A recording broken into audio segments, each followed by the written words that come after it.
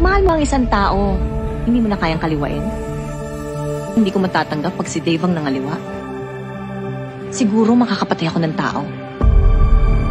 Weird lang talaga siguro si Terry. Minsan, bigla na lang yung sasaya. Kung minsan naman, bigla mawawala sa mood. I think she needs a professional help. Hindi mo alam ipaglaban yung mga bagay na dapat para sa'yo. Mga kaibigan mo, bigat-bigat niyang dalhin. Hindi ko siya maintindihan. Maybe you don't have to understand her. You just have to love her. Bigyan mo ako ng anak. Magkakaroon ako ng determinasyon. Umasenso ka muna, saka kita bibigyan ng anak. There's something wrong with her. Ano ba? Ano bang kulitos mo? Kailangan ba malaman mo lahat tungkol sa akin? There's a dark side to her. Hindi ko kayang mawala si Dave.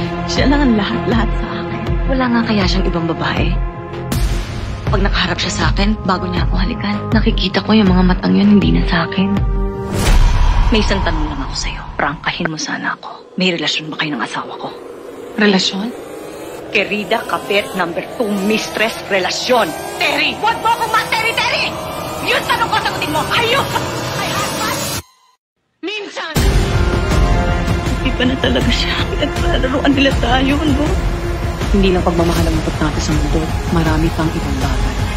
Dave, mahal kita. Pakinggan mo ako, Terry.